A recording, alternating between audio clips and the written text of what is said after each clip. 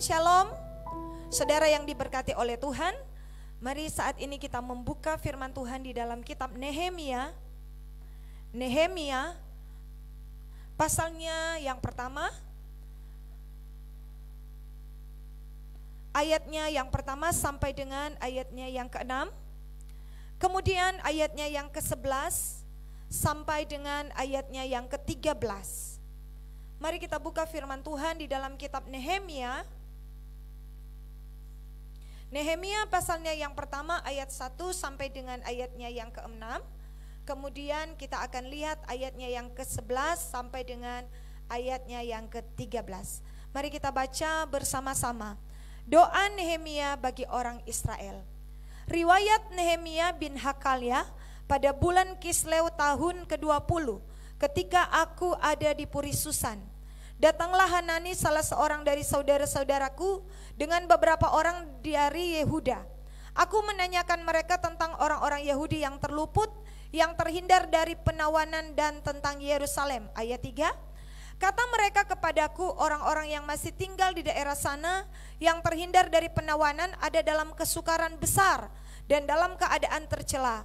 Tembok Yerusalem telah terbongkar dan pintu-pintu gerbangnya telah terbakar. Ketika ku dengar berita ini, duduklah aku menangis dan berkabung selama beberapa hari. Aku berpuasa dan berdoa ke hadirat Allah semesta langit.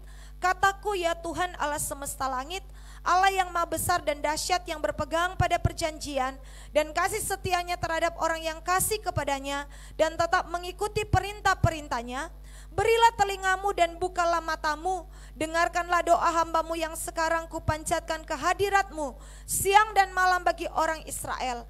Hamba-hambamu itu dengan mengaku segala dosa yang kami orang Israel telah lakukan terhadapmu, juga aku akan kaum keluargaku telah berbuat dosa. Mari kita lihat ayatnya yang ke-11. Maka tibalah aku di Yerusalem, sesudah 3 hari aku di sana. Bangunlah aku pada malam hari bersama-sama dengan beberapa orang saja yang menyertai aku. Aku tidak memberitahukan kepada siapapun rencana yang akan kulakukan untuk Yerusalem yang diberikan Allahku dalam hatiku.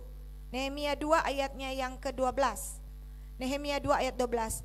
Juga tak ada lain binatang kepadaku kecuali yang kutunggangi. Ayat 13. Demikian pada malam hari aku keluar melalui pintu gerbang lebak ke jurusan mata air ular naga dan pintu gerbang sampah. Aku menyelidiki dengan saksama tembok-tembok Yerusalem yang telah terbakar dan pintu-pintu gerbangnya yang habis dimakan api. Saudara yang dikasih dalam Tuhan, Alkitab mengatakan beberapa waktu ini Tuhan ingatkan kepada kita tentang jatuhnya bintang, dan bintang itu jatuh di mata-mata air. Dan Alkitab mengatakan di dalam Nehemia 2 ayat 13, demikian pada malam hari aku keluar melalui pintu gerbang lebak ke jurusan mata air ular naga. Saudara yang dikasih dalam Tuhan, Alkitab berkata tembok Yerusalem dalam keadaan terbongkar. Dan hari itu ada tembok Yerusalem, dan Alkitab mengatakan Tuhan sedang membangun pintu-pintu gerbangnya. Dan salah satu di antara pintunya ada sebuah yang aneh di sini, tetapi saudara yang dikasih dalam Tuhan mengandung makna yang ajaib. Yaitu Alkitab mengatakan ada saudara pintu gerbang sampah dan pintu gerbang lebak yang diapit oleh, Alkitab mengatakan, ke jurusan mata air ular naga. Bintang itu jatuh di mata-mata air. Saudara yang dikasih dalam Tuhan, mata air ular naga adalah pada mulanya memang ada seekor ular naga hidup di situ. Tapi ular naga itu telah dibunuh. Ular naga itu telah mati. Saudara, Alkitab berkata di jurusan mata air ular naga, sekali lagi saya mau katakan saudara, tradisi pada zaman itu bahwa di sana pernah hidup seekor ular naga.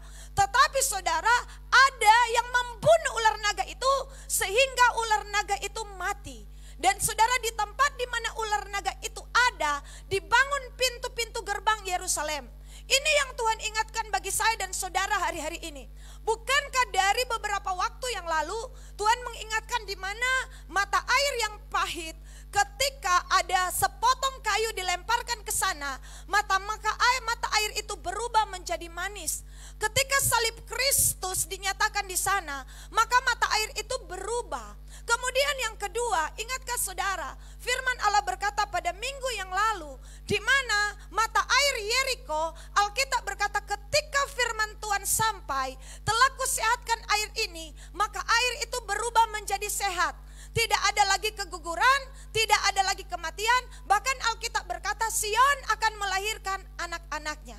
Ingatkah saudara, beberapa waktu ini Tuhan sedang menyampaikan tentang open heaven, di mana tanah yang ditiduri oleh Yakub diambil dari kata lus, yang artinya kering, yang artinya kerontang. Tetapi sejak Yakub ada di sana, sejak Abraham ada di sana, Tuhan telah mengubah keadaan itu menjadi rumah Allah atau Betel. Ini poin penting. Pada minggu, pada Kamis kenaikan, Tuhan sedang mengingatkan kepada kita, di mana Alkitab mengatakan padang gurun, ketika aliran air hidup datang, maka padang gurun itu menjadi kebun buah-buahan.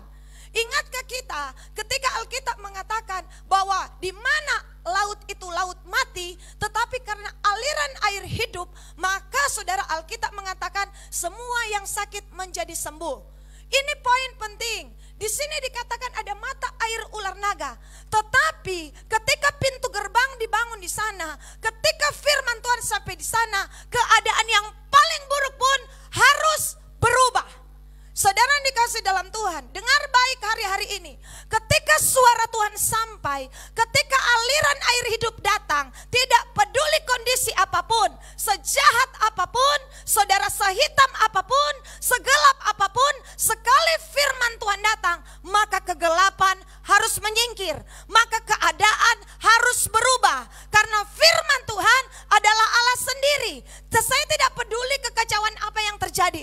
Alkitab berkata, Roh Allah melayang-layang di atas permukaan bumi yang pada saat itu gelap gulita. Tapi ketika Roh Allah hadir dan firman-Nya sampai, maka kekacauan itu berubah, ada terang kemuliaan Tuhan di sana. Hari-hari ini yang harus menjadi keyakinan saya dan saudara.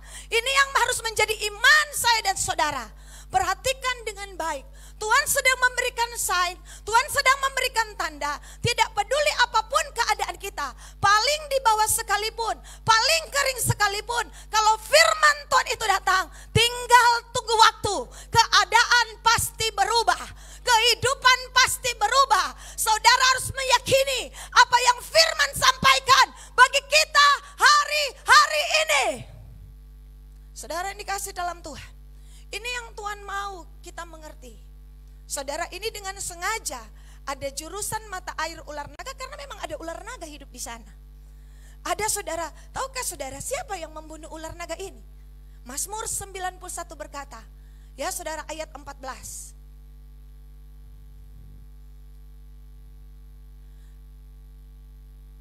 Ayat 13 berarti. Singa dan ular tedung akan kau langkahi. Engkau akan menginjak anak singa dan ular naga.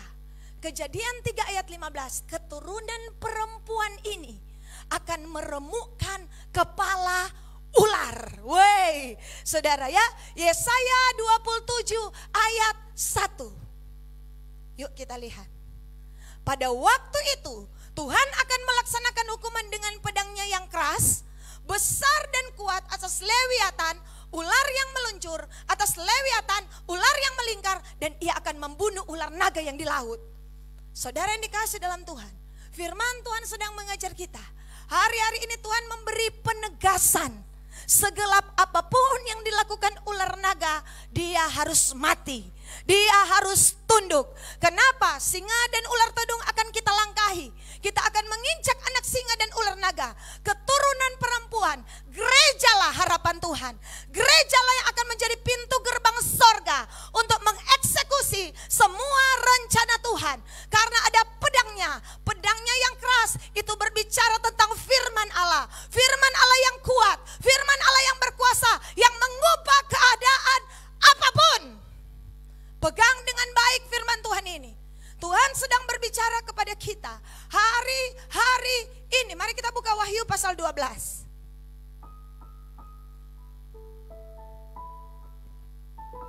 Wahyu pasalnya yang ke-12. Maka timbullah peperangan di sorga. Mikail dan malaikat-malaikatnya berperang melawan naga itu. Dan naga itu dibantu oleh malaikat-malaikatnya. Ayatnya yang ke-8. Dan naga besar itu, si ular tua yang disebut iblis atau setan, ayatnya yang ke-9, yang menyesatkan seluruh dunia, dilemparkan ke bawah, dilemparkan ke bumi bersama-sama dengan malaikat-malaikatnya. Ayat 10. Dan aku mendengar suara yang nyaring di sorga. Sekarang telah tiba keselamatan dan kuasa dan pemerintahan Allah kita dan kekuasaan Dia yang diurapinya, karena telah dilemparkan ke bawah pendakwa saudara-saudara kita yang mendakwa mereka siang dan malam di hadapan Allah kita. 11. Dan mereka mengalahkan Dia oleh darah anak domba dan oleh karena perkataan kesaksian mereka. Ayatnya yang ke-10, saudara mundur. Saudara, apa pekerjaan naga? Salah satu pekerjaan naga adalah mengintimidasi. Salah satu pekerjaan naga, saudara lihat, si Satan ular tua itu, ya saudara, dilemparkan ke bawah. Pendakwa saudara-saudara kita adalah apa? Spirit yang membuat orang bingung, yang membuat orang patah semangat, yang membuat orang tertekan, yang membuat orang terancam, yang membuat orang tidak bisa buat apa-apa. Apakah itu keadaanmu sekarang? Engkau sedang diintimidasi, engkau sedang ditekan, engkau sedang diancam. Karena itu adalah pekerjaan si naga ular tua. Dia sedang menyebarkan ketakutan dalam hidupmu, kebimbangan dalam hidupmu, kekhawatiran dalam hidupmu. Padahal semuanya itu tidak akan terjadi. Alkitab mengatakan seperti ini, saudara. Ketika Nehemia mulai mau membangun, saudara ya, ada sebuah spirit yang bekerja. Yaitu di dalam ayatnya, Nehemia pasal 2 ayatnya yang ke-19.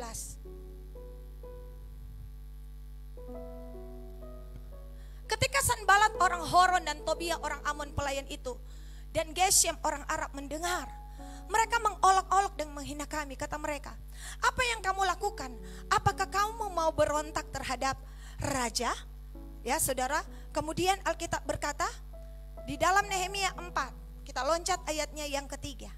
Lalu berkatalah Tobia, orang Amon itu yang di dekatnya, sekalipun mereka membangun kembali, kalau seekor anjing hutan meloncat dan menyentuhnya, robohlah tembok batu mereka. Saudara tahu apa yang mau Nehemia bangun? Nehemia mau bangun Yerusalem. Nehemia bangun, kenapa? Keadaan Yerusalem terbakar, keadaan Yerusalem tercelah, keadaan Yerusalem berada di titik bahaya. Dan Nehemia harus bergegas bersama semua orang Yahudi yang ada di sana. Tetapi Alkitab mengatakan, datanglah suara sinaga lewat Tobia orang Amon.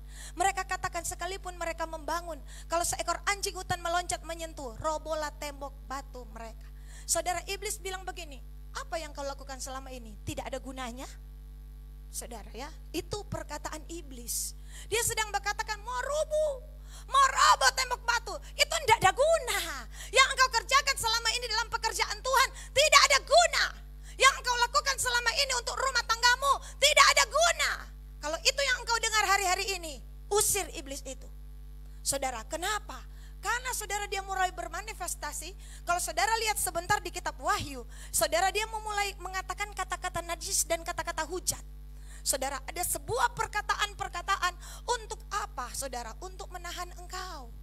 Jadi hari-hari ini bangkitlah. Kalau engkau dengar, ya kenapa kamu melayani Tuhan tidak ada guna? Katakan, di dalam nama Tuhan Yesus, enyah engkau. Saudara, karena apa yang kita dengar hari-hari ini harus berlandaskan pada firman Tuhan. Itu yang harus kita percaya, itu yang harus kita pegang. Kalau tidak, saudara, tujuannya apa? Nanti sebentar kita lihat tujuannya. Mari kita lihat yang kedua, apa yang iblis mau, saudara? Ya, di dalam Nehemia 4 ayat ketiga, kita lihat ayat 6.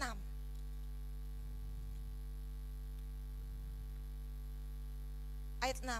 Tetapi kami terus membangun tembok itu sampai setengah tinggi dan sampai ujung-ujungnya bertemu, karena seluruh bangsa bekerja dengan segenap hati. Ayatnya yang ke-7.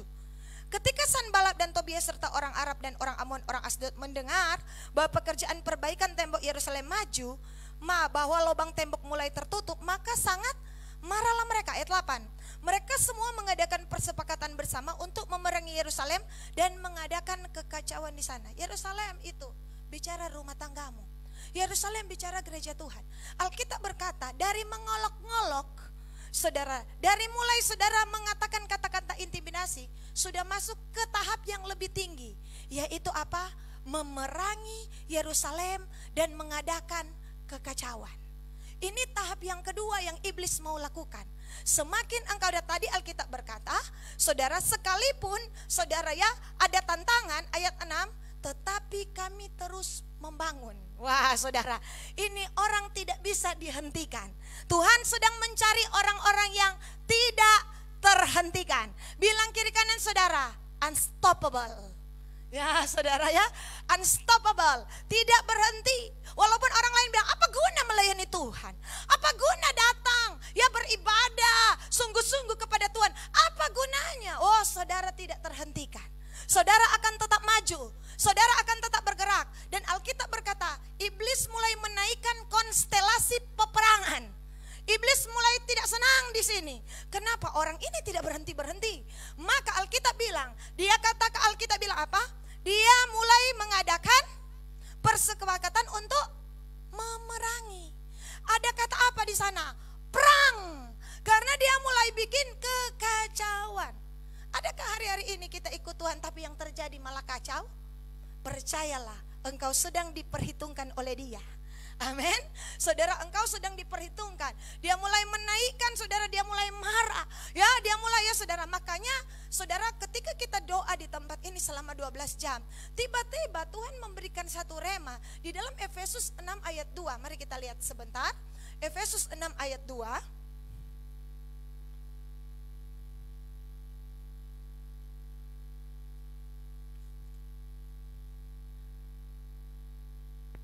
Oh sorry, bukan Efesus perlengkapan senjata Allah. Efesus berapa? Oh 6 ayat 10, sorry. 6 ayat 10, ayat 11. Ayat 12. Ya, karena perjuangan kita bukanlah melawan darah dan daging, tapi melawan pemerintah, melawan penguasa-penguasa, melawan penghulu-penghulu dunia, yang melawan roh jahat. Perhatikan, melawan ada berapa kali? 1, 2, 3, 4, 5. Saudara, dalam peperangan harus ada perlawanan. Dalam peperangan tidak boleh kita diam-diam. Dalam Alkitab berkata Tuhan memberikan satu arahan, melawan. Melawan, di atasnya lawan pakai apa? Bukan pakai tangan kosong. Paulus mengatakan bukan pakai pisau di rumah. Senjata yang kita miliki bukan senjata duniawi, karena kita tidak berjuang secara duniawi. Senjata yang kita miliki adalah senjata rohani. Apa itu senjata rohani? Dikatakan firman Allah secara menerus, ya berdoalah dan berjaga-jagalah. Jadi saudara, Alkitab mengatakan adalah sebuah hal yang konyol jika kita memasuki peperangan, saudara, tanpa doa. Berarti kita perang tanpa senjata. Itulah sebabnya saudara lihat ayatnya yang ke-9. Mari kita lihat apa yang Nehemia lakukan. Nehemia 4 ayat 9. Kita balik ya, Nehemia 4 ayat 9. Tadi kan ayat 8, mereka mengadakan kekacauan. Ayat 8. Ayat 9, apa yang Nehemia lakukan ketika perang? Tetapi kami berdoa kepada Allah kami dan mengadakan penjagaan terhadap mereka siang dan malam karena sikap mereka. Dapat perlawanan, ada kekacauan di rumah tanggamu, di pelayananmu yang kau kerjakan, Tuhan bilang berdoa. Bukan ada kekacauan, kita malah jadi stres. Makanya iblis tipu kita. Iblis berkata apa? Wah, enggak ada guna kan? Makanya kita stres. Padahal ini waktunya kita perang. Ketika Nehemia alami itu, Nehemia bilang, aduh kacau ini. Aduh bahaya ini. Apa yang aku lakukan? Aku berdoa. Kami berdoa. Kami berdoa. Saudara, yang merasa ada kekacauan, lambaikan tangan saudara. Tuhan memberikan arahan, berdoa. Kacaukah ekonomimu? Kacaukah apa yang terjadi? Apakah rumah tangga suami istri kacau? Anak-anak dan orang tua kacau? Berdoa. Amin. Jangan pukul suamimu atau pukul istrimu. Karena peperangan kita bukan melawan darah dan daging. Oh, Nehemia berdoa. Dia bilang apa? Tapi kami berdoa. Saudara, jurus perang ini, ya saudara, menekan lewat Saudara ya, saudara lihat mulai naik kan? Saudara ya, mari kita lihat terus dulu. Saudara, mari kita lihat ayatnya yang ke-10. Berkatalah orang Yehuda, kekuatan para pengangkat sudah merosot dan puing masih sangat banyak. Tak sanggup kami membangun kembali tembok ini. Wah saudara, sudah ada tambah masalah lagi ini. Kenapa? Sudah lelah.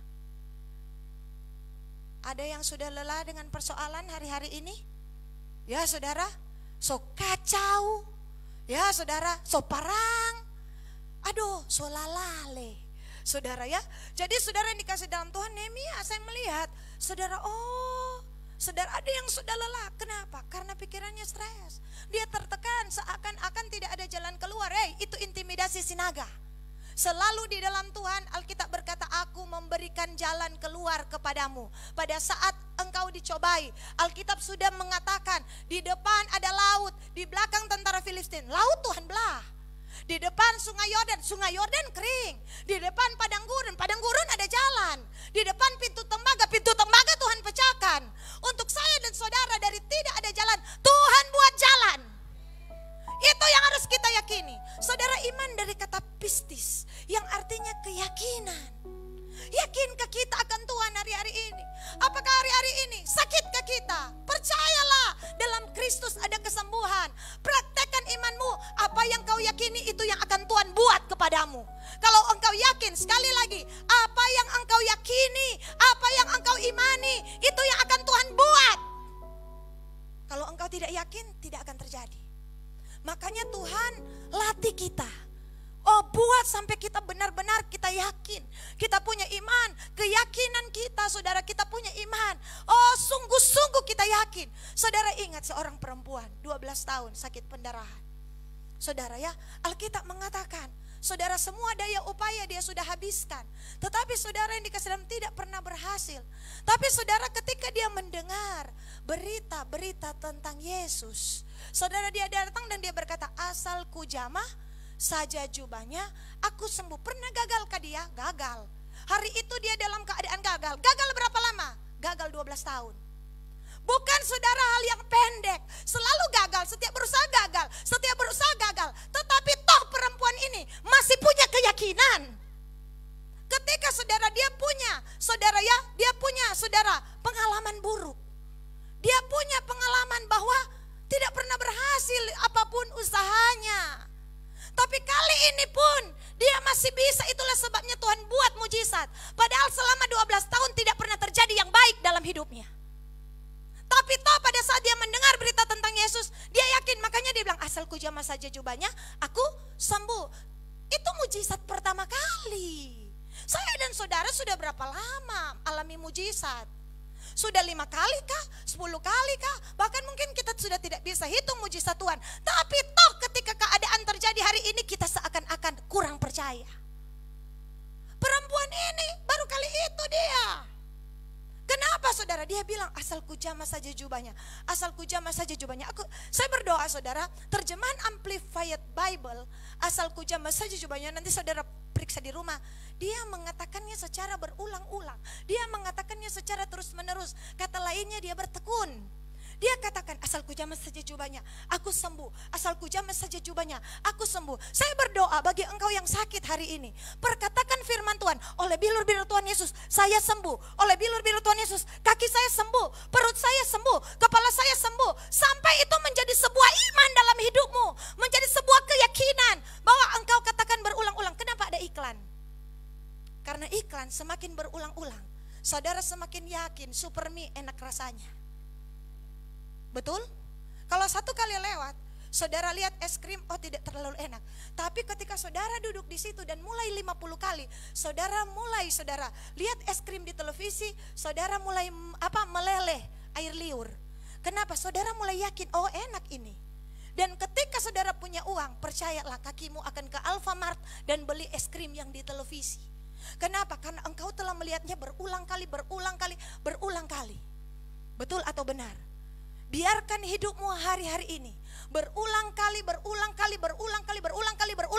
memperkatakan firman. Katakan sembuh dalam nama Yesus, sembuh dalam nama Yesus, sembuh dalam nama Yesus, sampai itu menguasai diri dirimu sepenuhnya.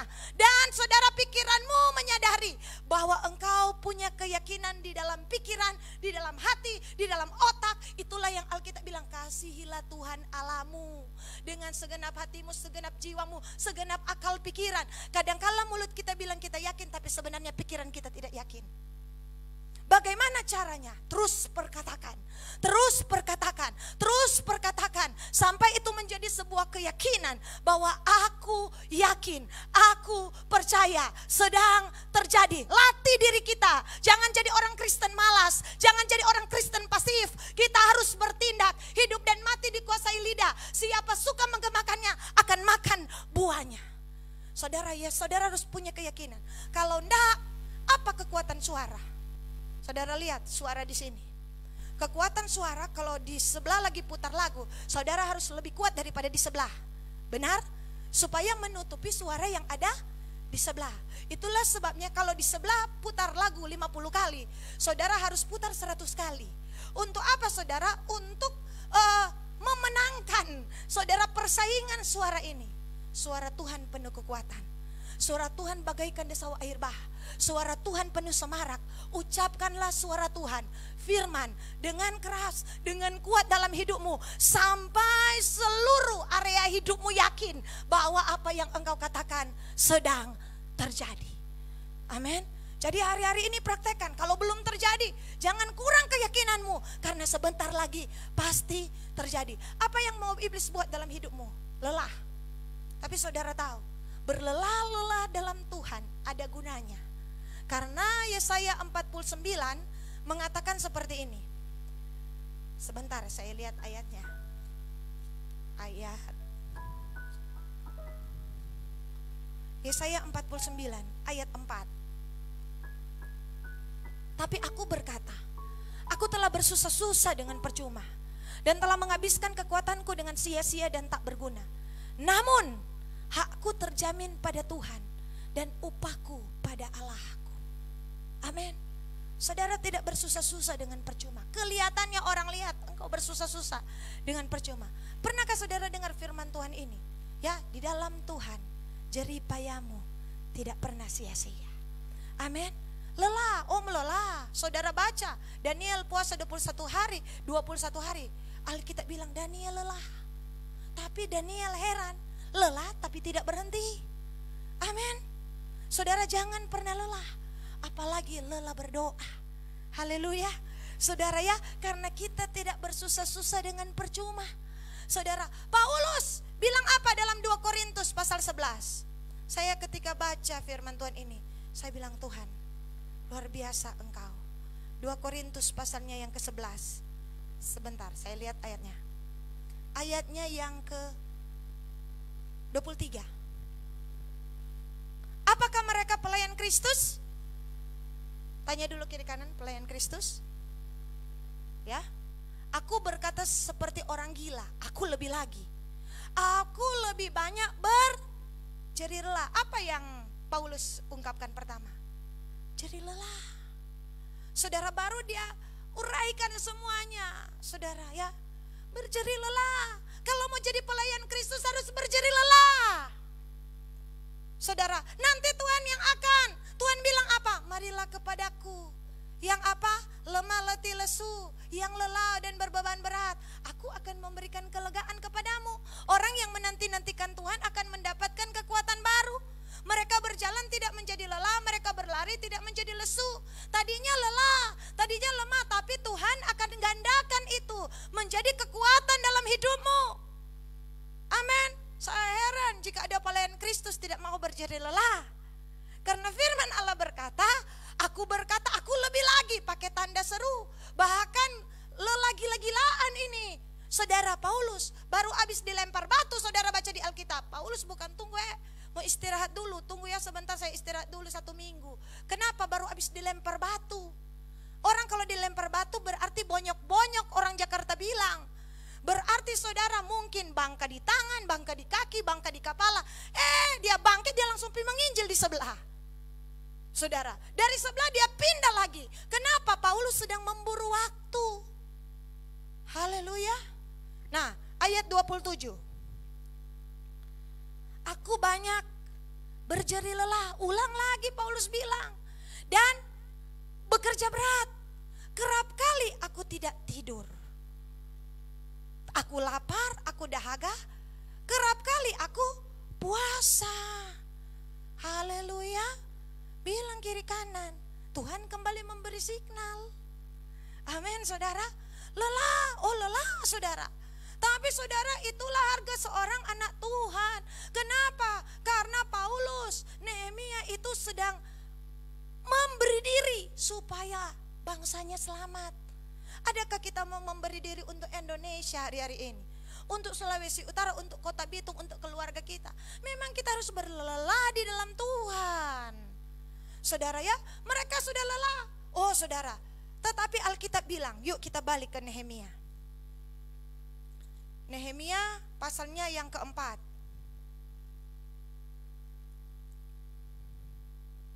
Saudara, Alkitab bilang di dalam ayatnya yang ke-11. Jadi seolah ini ayat 11, tetapi lawan-lawan kami berpikir mereka tidak akan tahu dan tidak akan melihat apa-apa sampai kita ada di antara mereka, membunuh mereka dan menghentikan pekerjaan itu. Oh bayangkan, ayat 12, ketika orang-orang Yahudi yang tinggal dekat mereka sudah 10 kali datang memperingatkan kami, mereka akan menyerang kita dari segala tempat tinggal.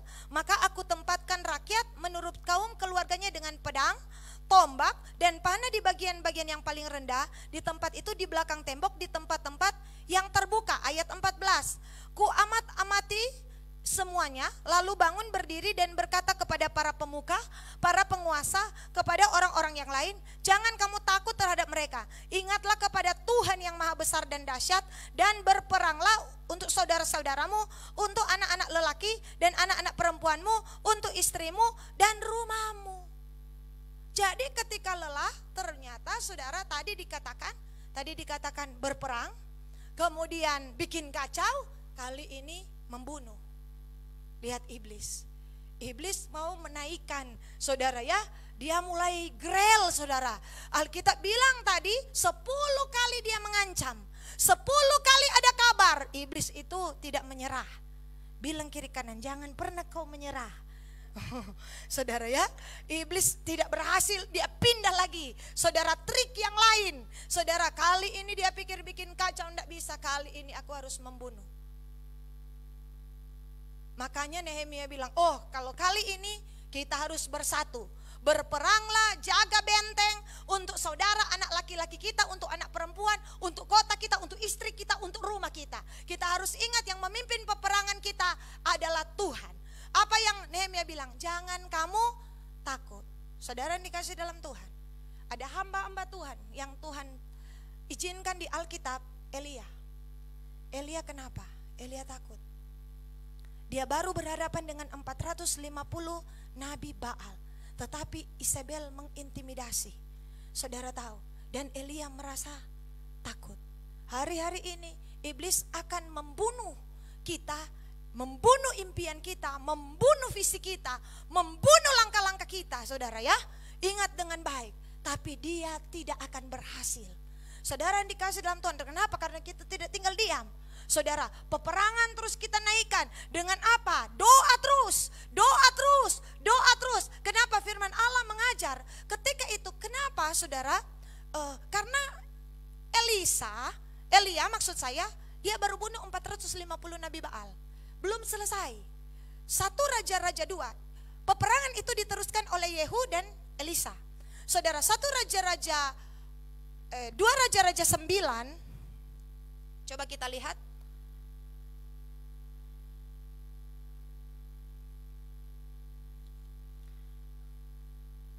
2 Raja-Raja pasal 9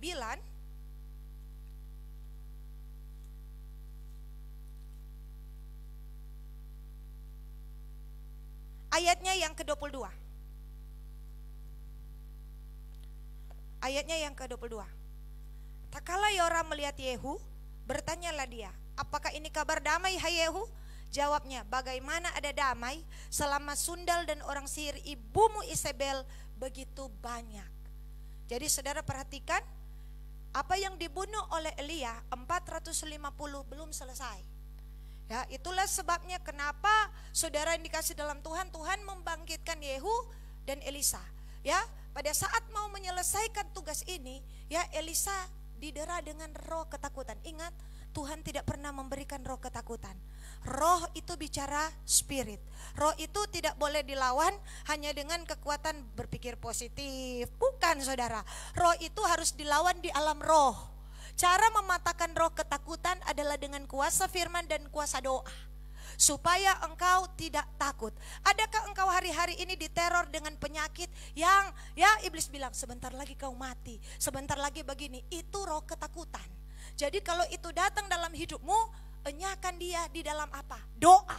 Kenapa, saudara? Alkitab bilang begini, Yehu bilang, bagaimana ada damai selama sundal dan sihir ibumu Isabel begitu banyak? Berarti kita harus perang sampai selesai. 450 Nabi Baal sudah kalah, tapi Tuhan bilang, belum selesai bergerak. Jangan hentikan doa, ini belum selesai. Makanya Yehu, Alkitab bilang 2 Raja-Raja pasal 10, setelah dia membunuh Isabel, tidak cukup sampai di sana. 10 ayat 26 dan 27 dan 28.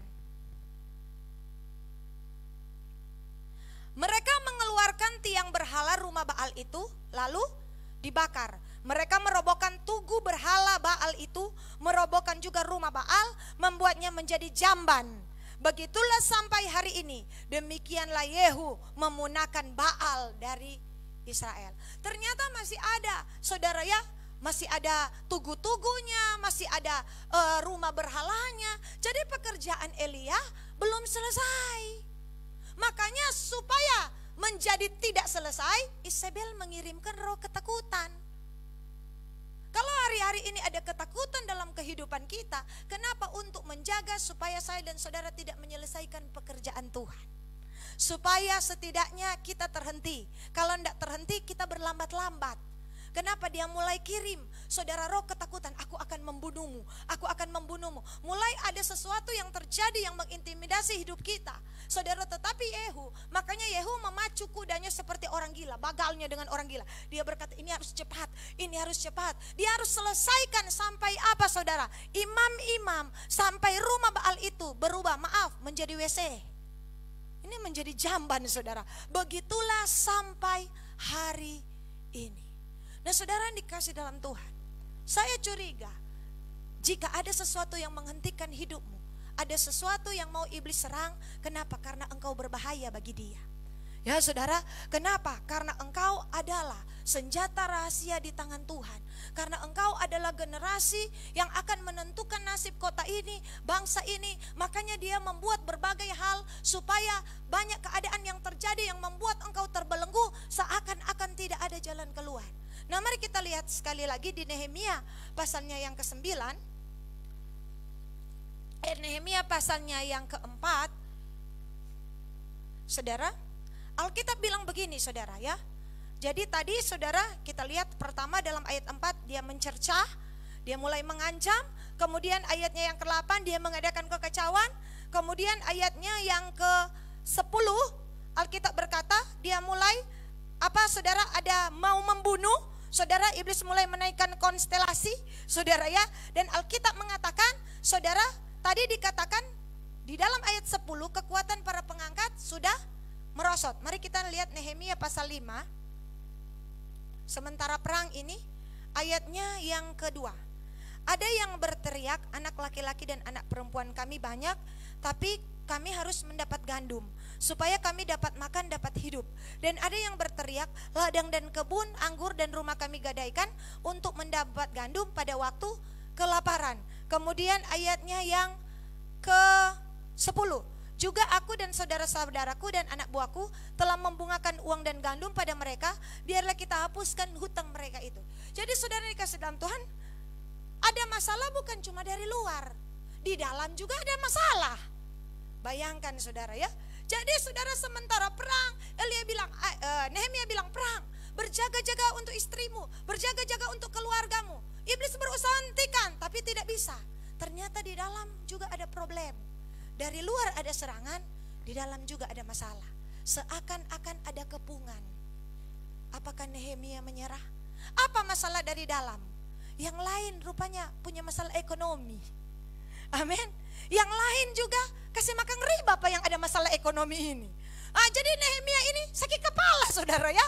Nehemia begini, di luar kita sudah diserang orang Arab, orang Geshem, orang Tobia, mereka bersatu. Saudara, mau apa saudara? Mau bunuh ini Nehemia. Sementara di dalam juga ada persoalan.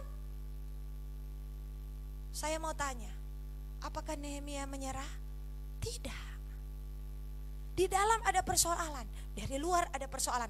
Apakah Nehemia kalah? Tidak. Amin. Kita lihat ayat 23. Nehemia, sebentar. Nehemia pasal 6. Yuk kita lihat. Ayat 4. Nehemia pasal 6 ayat 4. Sampai 4 kali mereka mengirim pesan semacam itu kepadaku, dan setiap kali aku berikan jawaban yang sama. Apa itu? Ayatnya yang ketiga. Lalu aku mengirim utusan kepada mereka dengan balasan, aku tengah melakukan satu pekerjaan besar, aku tidak bisa datang. Untuk apa pekerjaan ini terhenti? Oleh sebab aku meninggalkannya dan pergi kepada kamu. Ayat 2. Maka Sanballat dan Geshem mengutus orang kepadaku dengan pesan, mari kita mengadakan pertemuan bersama di Kefirim, di lembah Ono. Tapi mereka berniat mencelakakan aku. Wah saudara, tadi sudah 10 kali, ini 4 kali lagi. Ancaman untuk apa? Membunuh Nehemia. Seiring dengan tantangan dari luar, dari dalam pun ada. Yang lain kesulitan ekonomi. Yang datang baperang juga lagi kesulitan. Bagaimana mau bayar utang? Saudara ya, mereka katakan Nehemia. Yang lain bilang, solalah Nehemia. Yang lain bilang, Nehemia kita ada utang. Yang lain bilang, Nehemia kenapa dia ada kasih bunga 4 orang? Oh saudara, bagaimana mungkin Nehemia ini? Saya bilang, oh Tuhan, saudari luar, dari dalam. Tapi Nehemia bilang, aku tidak dapat berhenti. Amin. Aku sedang melakukan pekerjaan besar. Aku tidak dapat berhenti ikut Tuhan. Sekalipun ada tantangan, mau dari luar kek, mau dari dalam kek, mau dari paling dalam kek. Oh saudara, saya melihat, oh ini yang membuat Nehemia saudara bisa membangun Yerusalem. Apa itu Yerusalem? Gereja. Apa itu Yerusalem? Rumah tanggaku, rumah tanggamu. Haleluya. Saudara ingin jadi berkat atas Yerusalem? Gunung rumah Tuhan akan menjulang tinggi. Bangsa-bangsa akan ke Yerusalem. Tetapi saudara, orang-orang yang ada di Yerusalem, apakah orang-orang yang terhentikan? Tidak. Sekalipun apa? Ada masalah. Senyum-senyum. Di samping ada masalah. Coba lihat kiri kanan. Ya saudara, mungkin masalah sama dengan waktu itu. Aduh pendeta, utang ini masih ada ini. Saudara ya, ini apa ini? Ya saudara, utang ini sementara haleluya, sementara iblis begini haleluya ngana 5 juta ngana belum bayar. Ya saudara, itu dialami. Coba saudara renungkan firman Tuhan ini.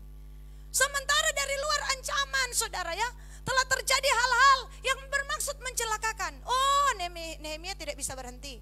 Nehemia bilang apa? Saya suka perkataan Nehemia saudara ya.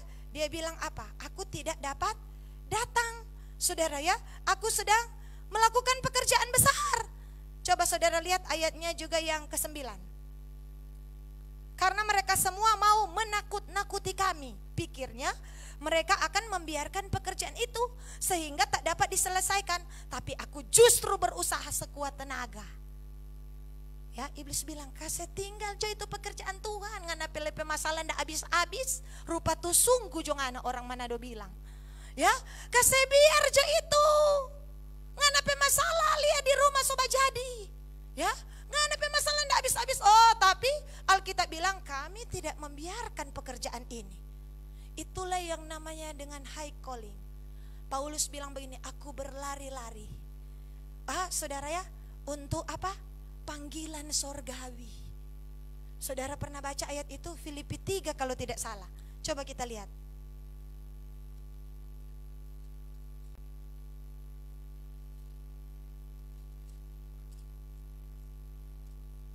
Filipi pasalnya yang ketiga, ayatnya ke-13. Saudara-saudara, Filipi 3 ayat 13. Aku sendiri tidak menganggap bahwa aku telah menangkapnya, tapi ini yang aku lakukan. Aku melupakan apa yang telah di belakangku dan mengarahkan diri kepada apa yang di hadapanku. Ayat 14. Dan berlari-lari kepada tujuan untuk memperoleh hadiah, yaitu panggilan surgawi dari Allah dalam Kristus Yesus. Bahasa Inggrisnya bagus sekali, ada kata high calling. Saudara yang dikasih dalam Tuhan, jangan pernah lepaskan dan tinggalkan panggilan dalam hidup kita.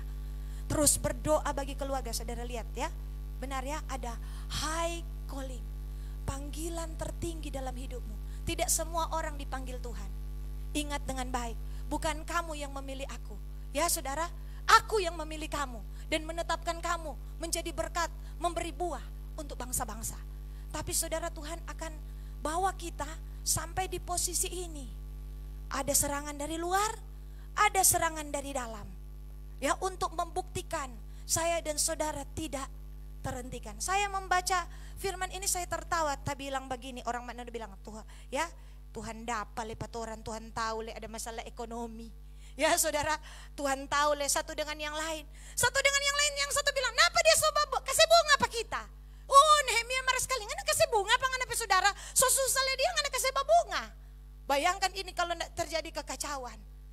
Tapi Nehemia, saudara, apa yang Nehemia lakukan? Kalau saudara baca di kitab Nehemia, Nehemia berdoa. Dari awal dalam pekerjaan ini dia telah duduk dalam doa dan puasa. Dan Alkitab bilang, Nehemia pasalnya yang ke-6 ayat 15. Maka selesailah tembok itu pada tanggal 25 bulan Elul dalam waktu 52 hari. Pembangunan tembok Yerusalem memecahkan rekor. Hanya 52 hari. Di tengah tekanan yang begitu dalam, di tengah usaha menakut-nakuti, mengancam, membunuh, 10 kali diutus tidak berhasil, 5 kali ulang tidak berhasil, di tengah tekanan yang begitu dalam, Tuhan menolong. Maka selesailah tembok itu. Saudara, hanya dalam waktu 52 hari. Ini bukan pekerjaan biasa. Saudara tahu, Alkitab berkata sampai hari-hari terakhir. Kalau saudara baca ada kata apa? Menakut-nakuti. Saudara, iblis selalu pakai ini. Ini yang Tuhan ingatkan kepada saya. Ada sebuah spirit intimidasi. Saudara ingat ketika Daud mau melawan Goliat. Siapa yang mengintimidasi orang Israel? Goliat. Goliat bilang, "Pilih di antara kamu, ya, satu-satu." Kalau dan itu Goliat katakan berapa kali? 80 kali. Ya, selama 40 hari pagi dan petang. Dan akibatnya ada.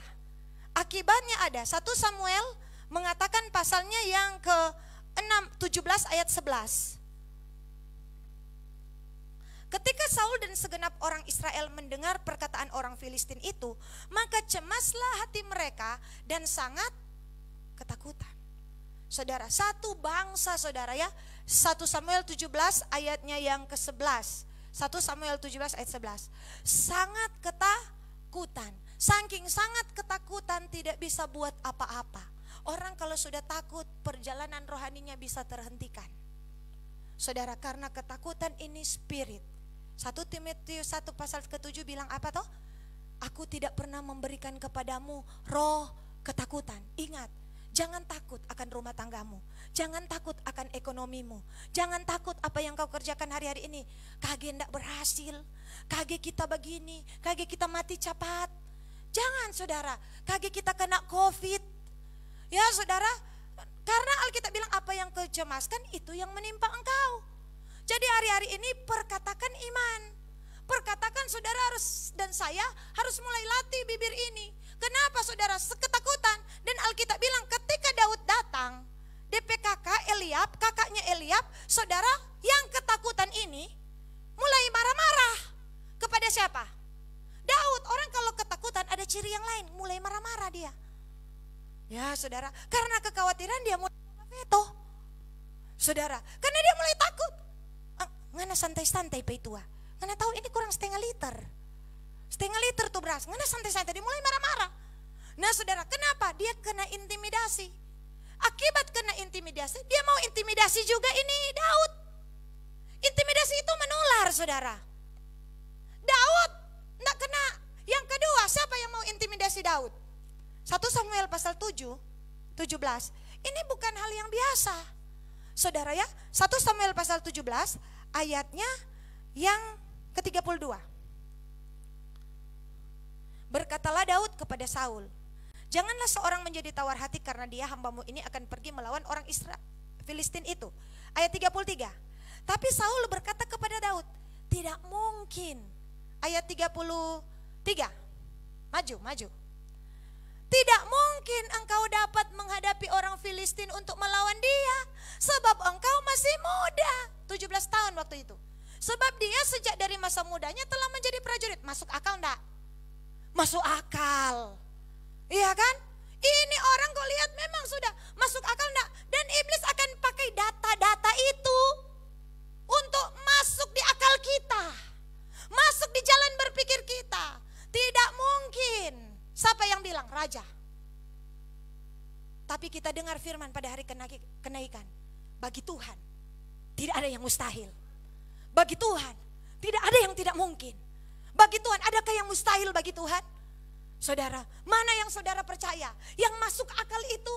Atau saudara yakin akan Tuhan kita? Atau kita percaya akan Tuhan kita?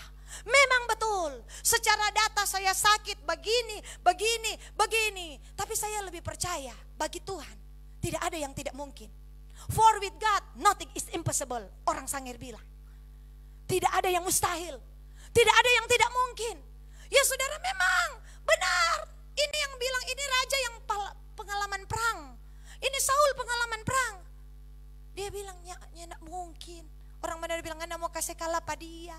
Dan masuk akal. Iblis akan pakai yang masuk akal untuk menjatuhkan hidupmu. Amin. Iblis akan bilang, berdoa Jo. Ndak mungkin doi ciri dari langit masuk akal. Saudara dan saudara pikir, iya buat apa datang doa? Buktinya sudah 2 kali 40 hari belum terjadi apa-apa. Saudara lihat itu iblis menipu dia. Saudara ya. Tapi Daud bilang apa? Memang ya, aku pernah punya pengalaman.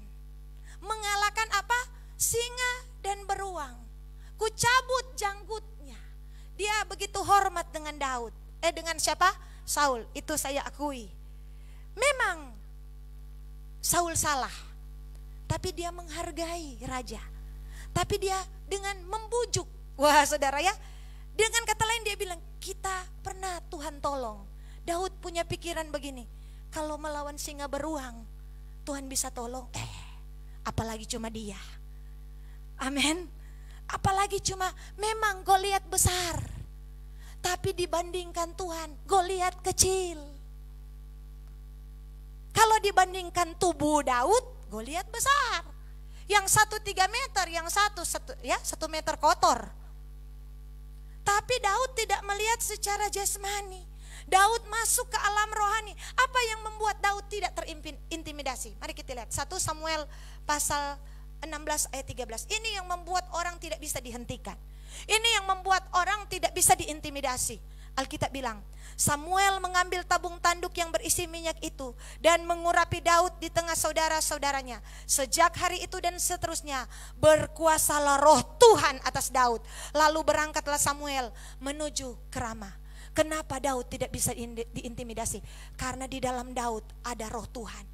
Karena roh Allah, di mana roh Allah ada, di situ ada kemerdekaan. Di mana roh Allah ada, di situ ada pimpinan. Di mana roh Allah ada, di situ ada kemenangan. Saya berdoa, ada roh Tuhan di dalam kamu. Firman Allah berkata, roh yang ada di dalammu lebih besar daripada roh yang ada dalam dunia ini.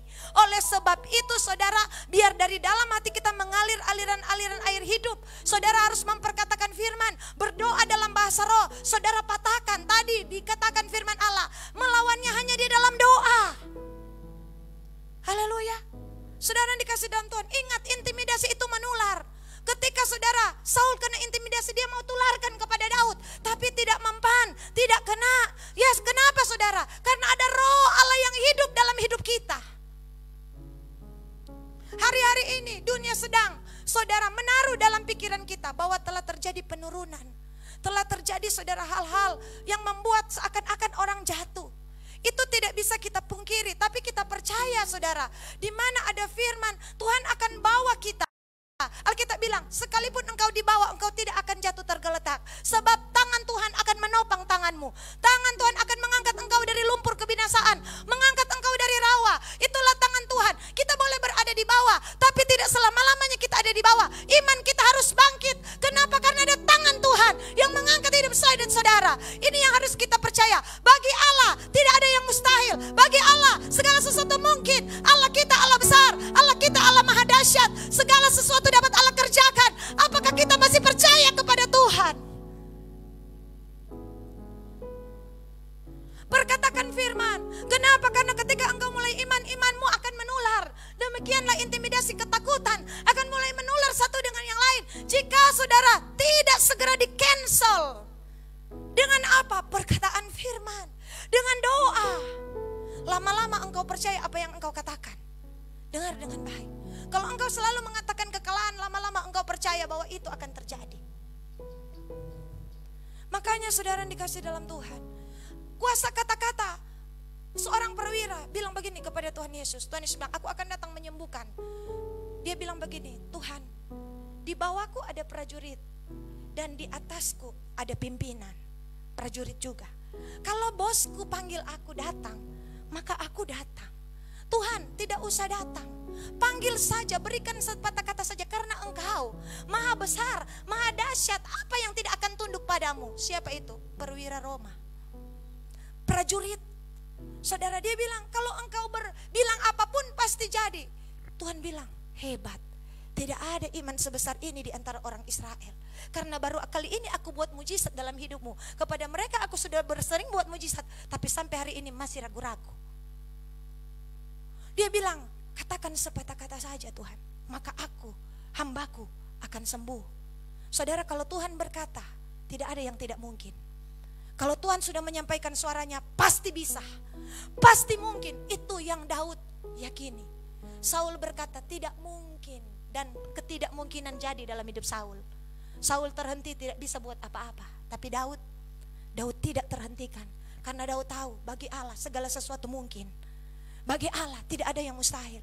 Saudara yang dikasih dalam Tuhan, yang terakhir, firman Allah berkata, selama 52 hari, di tengah penderitaan, di tengah saudara tadi kita sudah baca, pertama apa? Ancaman, kemudian kekacauan, mau dibunuh, saudara. Tapi ternyata apa yang dia alami, Nehemia alami, ada tekanan dari dalam, tekanan dari luar.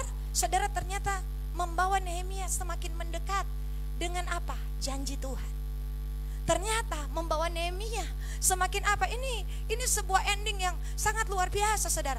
Ternyata telah membawa Nehemia dalam kemenangan iman. Ternyata membawa Nehemia dalam sesuatu yang ajaib. Saudara, jadi tadi, saudara ya, iblis pikir dengan ancaman, Nehemia jauh. Iblis pikir dengan membunuh, Nehemia jauh. Iblis pikir dengan apa, saudara? Intimidasi, Nehemia akan terhenti. Tapi justru bukan terhenti, semakin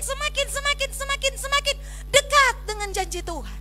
Saudara tahu, semua ancaman yang datang dalam hidupmu, semua pergumulan justru akan membawa engkau semakin dekat dengan janji-janji Tuhan. Saudara lihat Yusuf. Yusuf apa? Dibuang di sumur. Yusuf apa? Di rumah istri Potifar, difitnah, di dalam penjara. Apakah saudara justru akan membawa Yusuf semakin mendekat kepada apa? Penguasa orang kedua.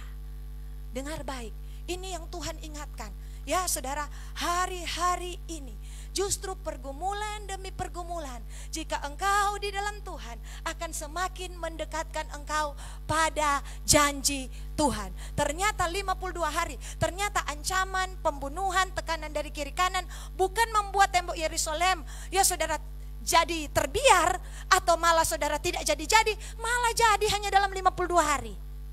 Itulah yang namanya percepatan. Saudara tahu yang terjadi pada Daud. Di 1 Samuel 30, ini ayat terakhir. Ketika Siklak terbakar, 1 Samuel pasalnya yang ke-30, 1 Samuel 30, Alkitab bilang apa? Di dalam ayatnya yang keempat. Lalu menangislah Daud dan rakyat yang bersama-sama dengan dia dengan nyaring, sampai mereka tidak kuat lagi menangis. Juga kedua istri Daud ditawan, yakni Ahinoam, perempuan Israel, Abigail bekas istri Nabal orang Karmel itu. Dan Daud sangat terjepit karena rakyat mengatakan hendak melempari dia dengan batu. Seluruh rakyat itu telah pedih hati masing-masing karena anaknya laki-laki dan perempuan. Saudara, tahan ayat ini. Alkitab berkata pergumulan demi pergumulan. Tahukah saudara, hari itu Daud sudah tidak punya tanah air. Kenapa? Siklak itu orang Filistin punya tanah. Nanti setelah Daud ambil itu Siklak baru menjadi orang Yehuda. Jadi Daud pikir begini, daripada aku dikejar-kejar Saul. Berapa lama? 13 tahun saudara. Sudah 13 tahun, lebih baik aku menyeberang. Orang Filistin bilang, kalau begitu engkau tinggal di Siklak. Kejadian di Siklak, Alkitab bilang apa? Mereka dirampok. Istri-istri mereka dirampas. Saudara, tapi heran, tidak ada yang dibunuh. Betul? Saudara, tidak ada yang dibunuh. Itulah karya Tuhan. Saudara, saya mau katakan begini, sampai hari ini Tuhan masih pegang kendali. Bahkan kalaupun terjadi sesuatu yang buruk dalam hidupmu, menurut hidupmu, Tuhan masih yang berdaulat. Alkitab bilang, Daud sangat terjepit karena rakyat. Nah saudara lihat, tantangan dari luar semua hilang. Istri Daud, anak Daud semuanya hilang. Datang juga dari dalam. Rakyat bilang apa? Kita mau lempar ngana dem batu kita mau lempar. Kenapa saudara? Orang-orang yang bersama-sama dengan dia, kenapa? Karena mereka kehilangan istri dan anak. Jadi itu pasukan sudah kocar-kacir. Tertinggal Daud sendiri. Ya mereka menangis sampai tidak kuat menangis. Jadi sudah tantangan, sudah tidak ada tanah air. Saudara ya. Yang kedua, istri anak sudah dibawa, harta sudah dibawa. Yang paling pedih lagi, tidak ada yang ya bersama-sama dengan Daud. Kalau Daud orang yang mengasihi diri, Daud bilang kasihan ketuk kita.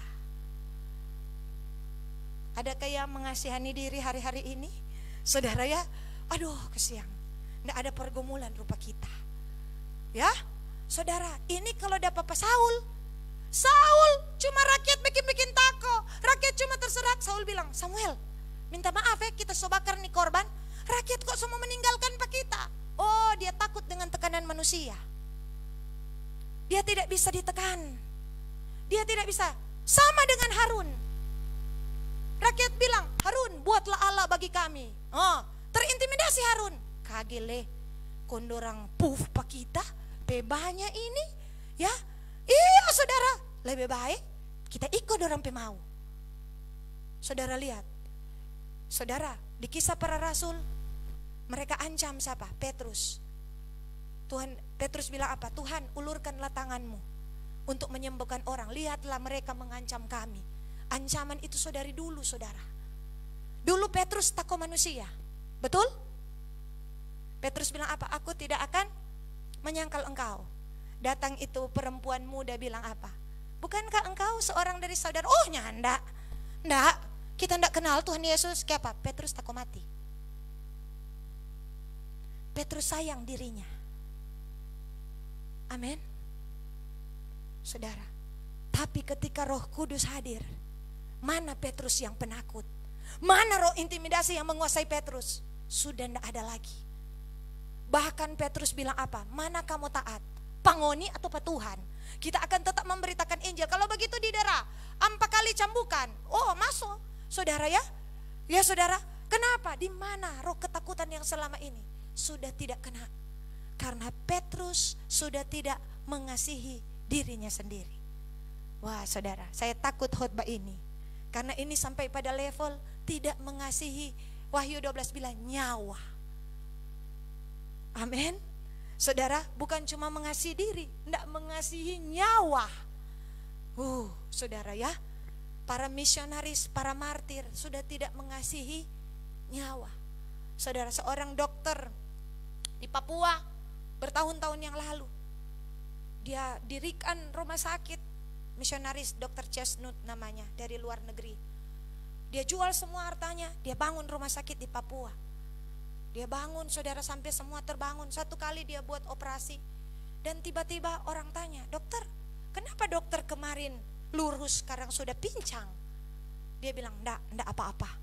Ternyata dia ada operasi orang Papua dan kurang daging. Jadi bagaimana caranya sementara operasi? Dia ambil dia punya daging. Dia tempel, saudara. Ini ada di Voice of Martyr. Dia ambil DP daging, dia tempel. Tapi resikonya dia pincang. Tinggal perawat bilang.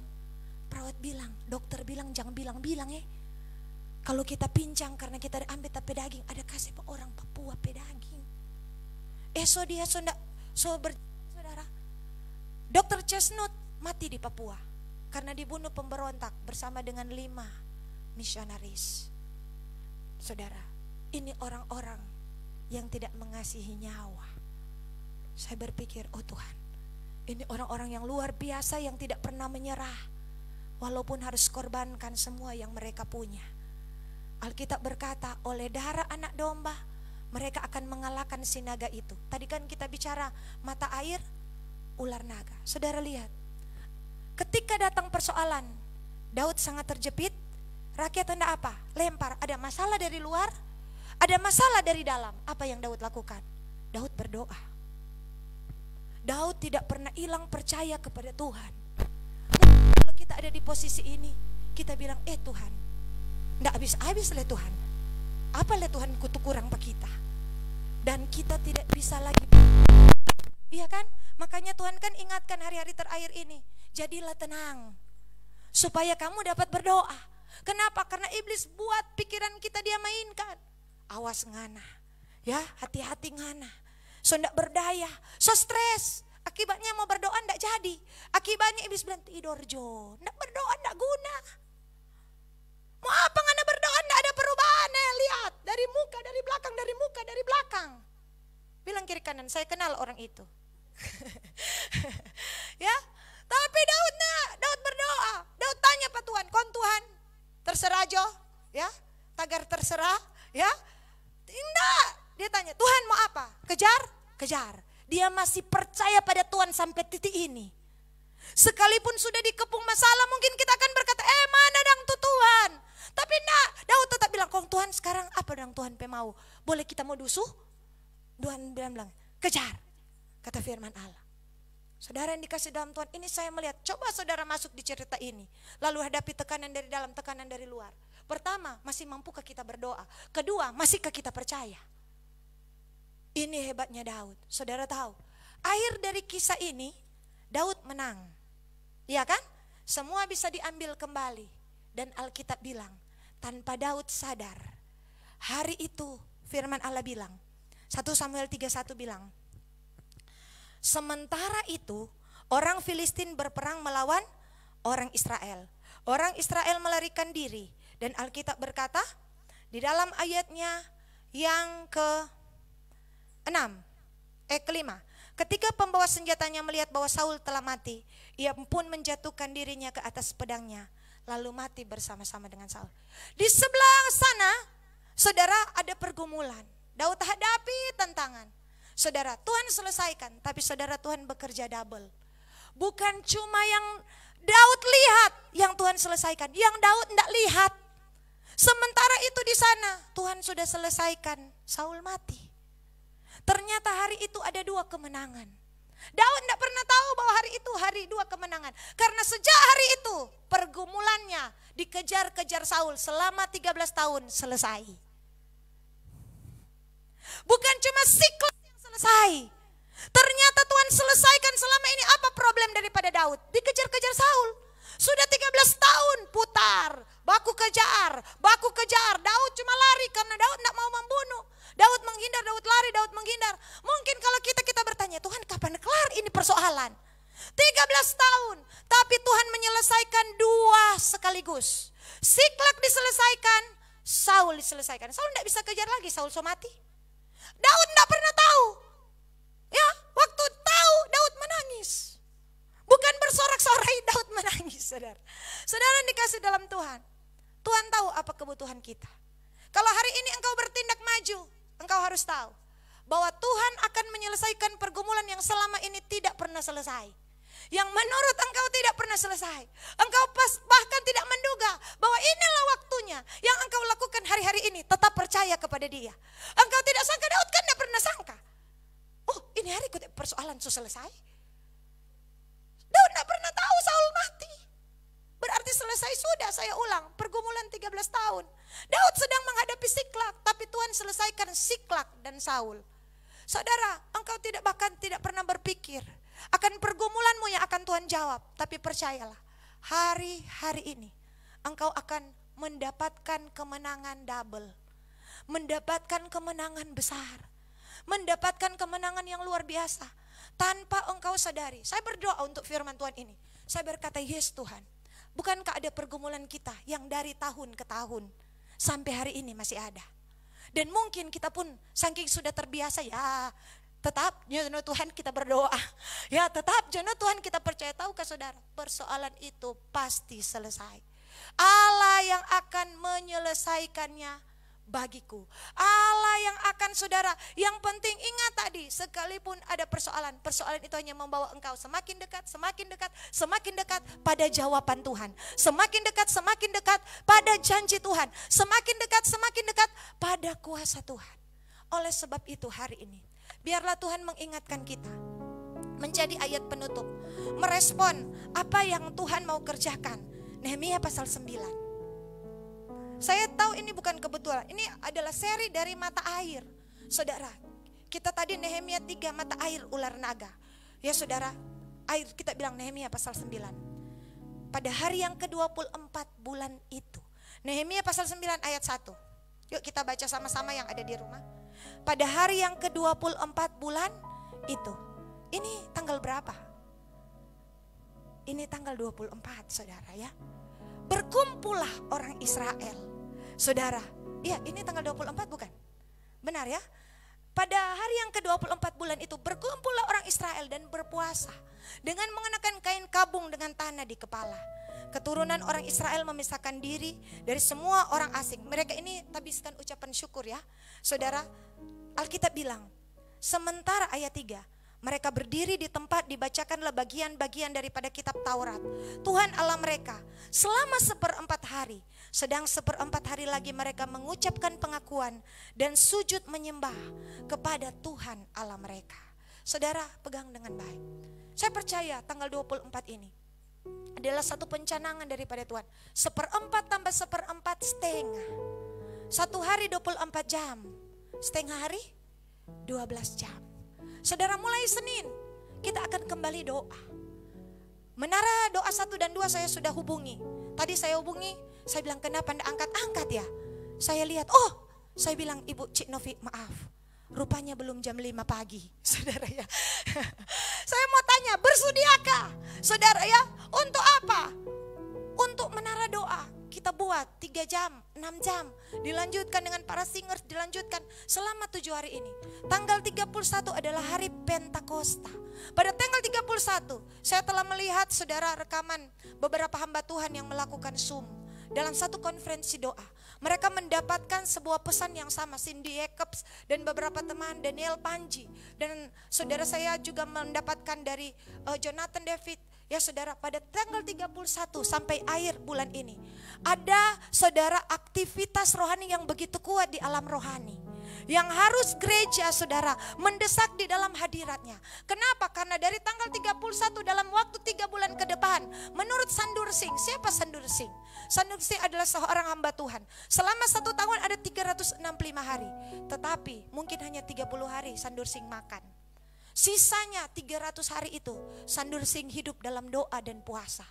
Masih hidup. Dia telah berdoa kepada Tuhan. Dan dia berkata ada momen-momen penting sampai dengan tanggal 31 ini dan 3 bulan ke depan. Mereka berharap gereja untuk menangkap pesan ini. Bagaimana gereja menangkap? Hadirlah dalam doa dan puasa. Bergeraklah. Bilang kepada Tuhan, biarlah apa yang ada di surga turun ke bumi. Biarlah apa yang menjadi kehendak Tuhan turun ke bumi. Jadilah kehendakmu di bumi Tuhan seperti di surga. Seperti Daniel berdoa, Tuhan sudah waktunya Tuhan.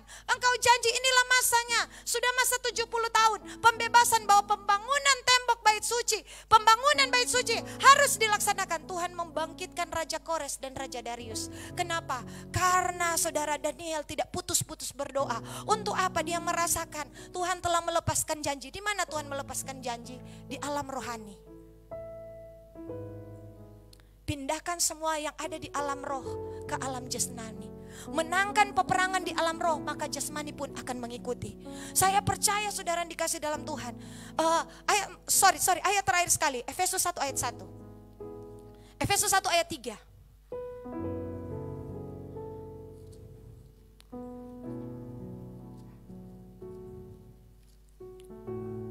Terpujilah Allah Bapa, Tuhan kita Yesus Kristus yang dalam Kristus. Katakan bersama saya, dalam Kristus. Telah mengaruniakan kepada kita segala berkat rohani di dalam sorga. Pastikan hari-hari ini kita ada di dalam Kristus. Kenapa? Karena ada berkat rohani. Every blessing saudara. Saudara di alam roh Alkitab berkata langit terbuka. Saudara, apa yang engkau mau minta? Hikmatkah? Hikmat akan turun. Itulah berkat rohani. Ya saudara, pengetahuankah? Pengetahuan akan turun. Pewahyuankah? Pewahyuan akan turun. Keperkasaankah? Keperkasaan akan turun. Kesehatankah? Kesehatan akan turun. Karena berkat itu sudah Tuhan sediakan. Yang mesti kita lakukan adalah di dalam Kristus. Apa itu di dalam? Alkitab berkata dalam kitab Yohanes, kalau firman-Ku tinggal di dalam kamu dan firman kamu tinggal di dalam firman, minta apa saja. Ada kata minta. Apa itu kata minta? Minta dalam bahasa teologi, berdoalah. Amin. Kita harus pastikan kita ada dalam Kristus. Semua telah Tuhan sediakan. Sekali lagi, apakah saudara butuh hikmat? Minta, sudah tersedia. Apakah saudara kita butuh kesehatan ilahi? Kita butuh terobosan rohani, segala berkat rohani. Kita butuh kesabaran. Tuhan beri aku hati yang sabar. Bawa aku karakterku untuk semakin mencintai Tuhan. Antusias dengan Tuhan. Hati yang lapar Tuhan. Berikan aku hati yang haus akan Tuhan. Tuhan akan berikan semua itu sudah tersedia. Yang kita lakukan tinggal dalam Kristus. Apa tuh dalam Kristus? Perkatakan firman dan di dalam doa. Sekali lagi, ini adalah waktu di mana saya katakan sekali lagi, mari dalam waktu 7 hari ini, apa yang telah Tuhan sampaikan kepada para hamba-hamba Tuhan, kita imani, kita kerjakan, kita lakukan. Siapkan diri saudara. Mulai Senin tanggal 24 ini adalah tanggal pencanangan, di mana saya percaya sesuatu berkat yang besar atas Indonesia sudah tersedia. Atas kota Bitung sudah tersedia. Kesembuhan ilahi sudah tersedia. Yang kita lakukan, kita akan deklarasikan, kita akan doakan, kita akan perkatakan suara Tuhan. Dan kita percaya pasti terjadi. Karena bagi Tuhan tidak ada yang mustahil. Tuhan memberkati kita. Shalom.